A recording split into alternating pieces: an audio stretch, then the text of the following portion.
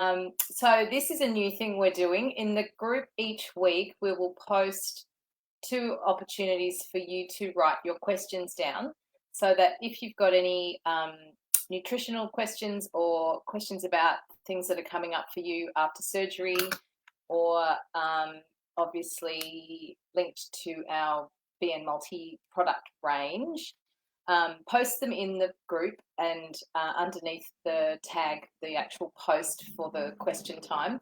And every week we will advise you of what time we'll report them back to you live. Just makes it much quicker. And it means that people can use them over and over. And just to remind you that there are no silly questions. And generally, if you can engage in the question time, you'll be answering questions that so many people have anyway. So it'll be great if you can help out. So this week, we've got 8 questions, which is fantastic. Karen asks if we can get enough protein via a plant-based diet. That one's a good question. It's a complex answer. So as you know, your needs for protein are paramount, particularly after surgery, and also the absorption of certain nutrients is affected.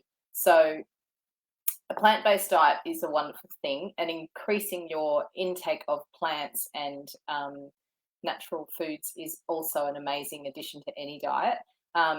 However, I think you have to be right on top of understanding how to make up those complex proteins. So some plants offer protein, but not a complete protein. So in, say, the beans and legumes and that sort of category, there's an amino acid that's missing that makes up a complete protein. So if you're eliminating meat altogether and living on plants, you need to be really aware that you're making up those complete proteins. So combining legumes with rice in the same 24 hours. So you really do need to know a lot about what's in each food and how much of it you need to keep a balance of your nutrients going in. There's a lot to be said about eating more plants. They're all rich in different phytonutrients that have far-reaching effects on health and kind of intricate functions of the body. So I always encourage that. But after surgery specifically, you need to be really careful about your B12, your iron intake, and your calcium. So a lot of the leaning towards an almost vegan diet, you really have to be aware of what you're eating, what's in each food, what it all totals up to at the end of the day, and how many, sort of what other supplementation you need on top of just your 2-a-day multi. So it's a question that I could kind of broadly answer here, but if it was something that you were really looking to undertake, I would say to do it under guidance. It's pretty heavily reliant also on how much exercise you're doing and a whole lot of other things.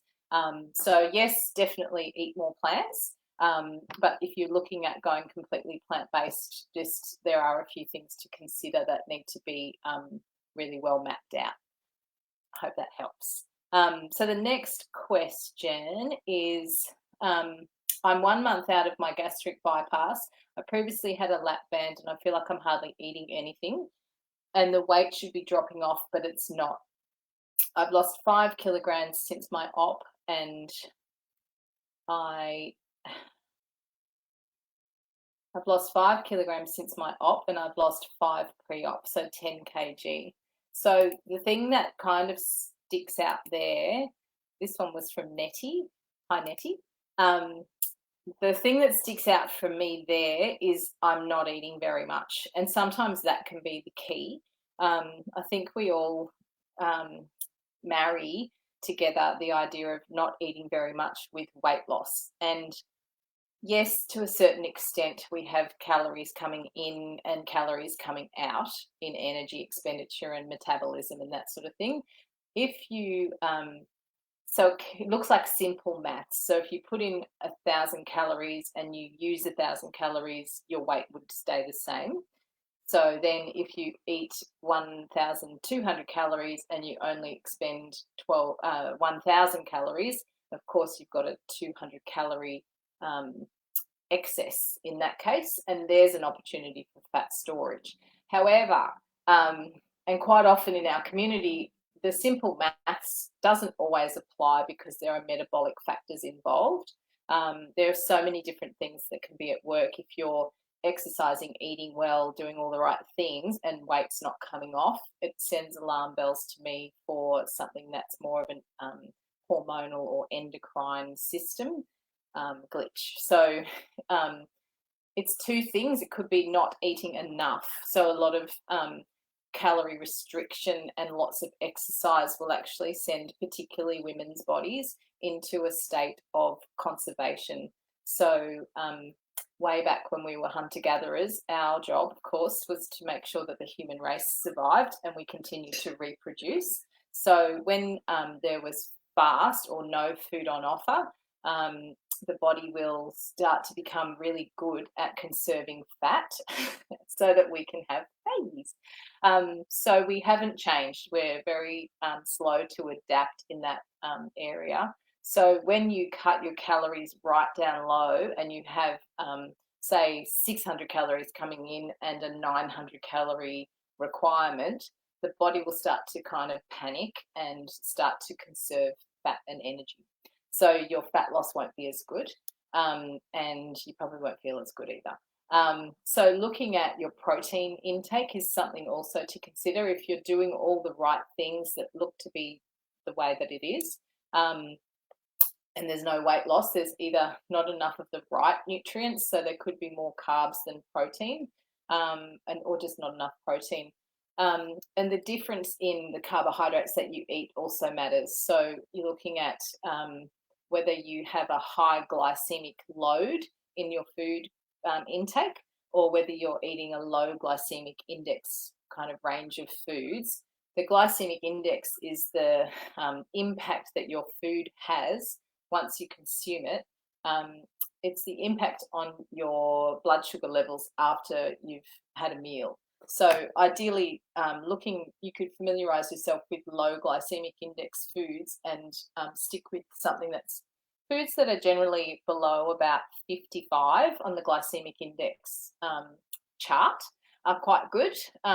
Things like bread, pasta, rice, obviously sugary foods, processed foods, things that have been pastry, that sort of thing, very high glycemic index. So when you eat them, your blood sugars go whoop, and lots of insulin is released when that happens to manage that influx of sugars. So the rule is, from a biochemical perspective, that when insulin is present, fat loss cannot occur. It can't happen. So you're looking at reducing your insulin response to your food and working through that way. So I hope I answered your question. So next question from Leonie. I'm in my 5th week post-op and I'm trying to keep a watch on protein intake. Because I'm eating so little at the moment, most of my daily protein is coming from protein water. Is this okay? And going forward, can this continue? The protein waters, good question. The protein waters are really very much a supplement. So we talk about meal replacement in a protein drink, and we also talk about a protein supplement, and they're very different in that the protein water is a bunch of amino acids that are really critical in that first period after surgery when not much food is going in. So the amino acids in those powders are what your body is using to maintain your muscle levels, and amino acids also function to keep your hormones balanced and make neurotransmitters and maintain muscle and help with recovery and support your immune system. So it is very important. But the protein waters are definitely not a replacement for food. They offer no other nutritional value at all. So not only do they have some colours and flavours in them, and some of them have artificial sweeteners depending on which ones you're using. So as a food, I wouldn't rely on it. In the early stages, it is quite hard if you're having trouble, getting in your protein intake. And so, yes, that might be the way that you go. But once things start to settle and you're starting to eat more food, I really encourage everybody to rely on food as nutrition and to support your health. So You might use the protein waters when you're 6 months post-surgery. If you get to the end of the day and you've looked at your chart of what you've eaten and you're missing 20 grams of protein and you don't have enough room in your body to actually physically fit another piece of steak. So I always encourage people to stick with food first, and supplements second when it comes to that sort of thing. So I hope that helps you. The other thing you can look at is varying where you're getting your protein from. If it's 90 grams of protein and it's all coming from those protein waters, I'd also need to have a look at what else is going in throughout the day that's actually got some nutrition in it. So you're meeting your needs. But you can, again, message us or comment again in the thread so we can have a look at that. Thanks. So the next question from Penny wants to know about the multivitamin products. Had lap band surgery 10 years ago and has trouble with the aftertaste if they go in and don't go past the band. So wants to know about the size of our capsules and if they would work. Band patients can use our supplements. There's no problem with that at all. I would suggest if you're getting an aftertaste or a constant kind of burpy kind of repeating of anything, I would suggest that the gut environment isn't managing food overall and supplements. So if anything's sitting there for a really long period of time and it feels like it's not going anywhere, I would always encourage you to look at your gut health and your digestive process above changing a product. So our capsule, to answer your question about how big it is just a standard size like a Panadol capsule. So generally there's no problem with it transiting and getting into the pouch. It is personal. It depends on your situation, if the band's been there for a long time, if there's any erosion or whatever. But we also can provide you with a sample, so you might be able to try that as well. But if you are finding that anything is sitting in your body and kind of repeating on you, often that's a good kind of indicator that more kind of plant-based food, more probiotic, kind of nurturing that healthy digestive process so that your body actually has the substrates there to digest your food and assimilate the vitamins. If things are sitting there, it means that it could be low acid. It could be you're on a PPI that's stopping that absorption and breaking food and protein down specifically. So again, please use my advice as a very broad forum-based advice. It's not something that we are prescribing or suggesting that it's a cure for anything, but it's just things to look at when these things are coming up. Thank you. What else have we got here? From Manuia. Hi, Jacqui. I'm getting frustrated because I've not lost any weight for 9 months. I've been 115 to 120 kilos, and I have only moved up and down 4 kilos. When I started, I was eating pretty much what I wanted and was dropping weight. Now I'm still eating what I want and I haven't lost. So that's going to happen.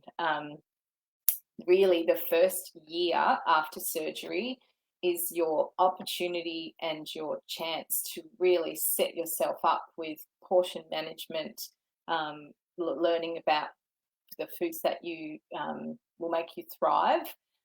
Also looking at your protein intake every day, and protein first and then carbohydrates.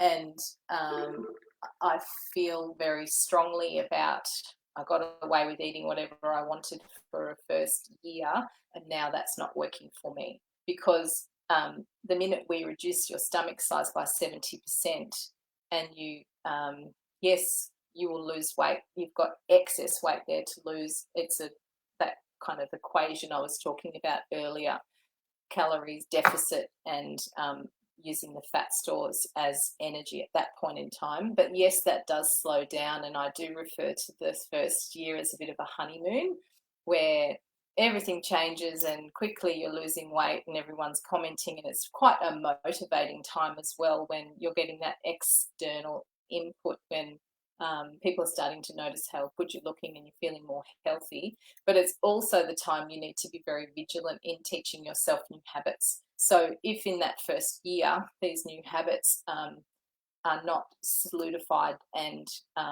become your way of life, you will find that weight loss will slow down. So it might be time to just check in with your dietitian and just do another plan of sort of daily food intake and map it out. Maybe do a food diary of what you are eating at the moment, and have a look at how that equates as far as weight loss goes. So there's a lot that's going on. It could be that there's an excess of food coming in, or different types of food that are not helpful. And also after the first year, your hunger will return a little bit as well. So I would say your best bet would be to pop in and see your dietitian. Most dietitians at the moment, with all that's going on in our wonderful world, are working online. So that's making it actually, it can make them more accessible to you. People are at home working, so yeah, booking an appointment or an online Zoom appointment is actually quite simple now. And generally it's billed through the telehealth program as well. So if you're finding during this period of time that you need support but you feel like you can't get it, it is actually on offer, and I encourage you to really reach out, particularly because we've all had quite a bit of stress or change, or yeah, different scenarios are being thrown at everybody at the moment. So it's a real time that you need to be aware of getting support as well. Thank you. So Kate is the second last. I'm 8 months post-op and my weight loss ceased at 4 months. I'm trying to lose weight by only eating good foods, tracking my food and walking 10,000 steps a day. I'm not sure what else I should be doing. I've only lost 38 kilos. Only? You're doing really well. So it depends on your goal, and it depends on, where you started. 38 kilos in 8 months is significant weight loss. The other thing that can be happening is that you're adding muscle to your body. So if you're busy working, walking, moving, creating muscle, that will actually not be as helpful on the scales. So I encourage, in that case, if you feel like you're doing all the right things and ticking all the boxes with exercise and food, and it just feels like you're not moving, step off the scales and measure yourself more regularly, and use that as a guide as opposed to what you're weighing. So when you start exercising and you're laying down new muscle fibers, you'll find that weight can actually increase. It's not a bad thing, because carrying more muscle is just a bit like putting a V8 engine in a car. So if you pull up to the lights in your V8 machine and you are idling, just sitting idling at the lights, you're using more petrol than your little Yaris or your Barina that's sitting next to you. So think of your muscle levels as your insurance policy to keep your metabolism chewing up energy even while you're sitting at your desk at work. And that, I think, is key in weight loss, is carrying a good level of muscle on the body that's actually what we call metabolically active. So it's using energy while you sit, whereas fat, we call, it's quite inert and it doesn't actually contribute to metabolism at all. So I would suggest, if you're finding that you're frustrated and feeling like you're not losing the weight that you could be,